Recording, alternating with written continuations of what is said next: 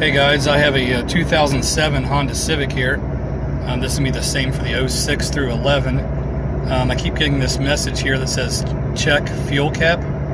So what I'm going to do is I'm going to order a new gas cap and we'll replace it and see if this light goes away.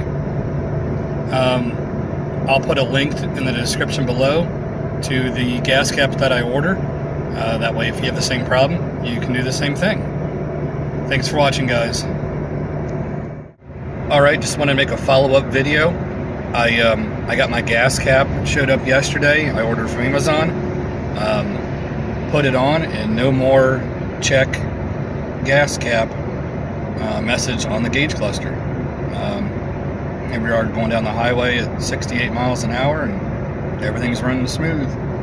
So I'll put a link in the description below to the gas cap. It was like a Honda OEM gas cap I ordered off Amazon.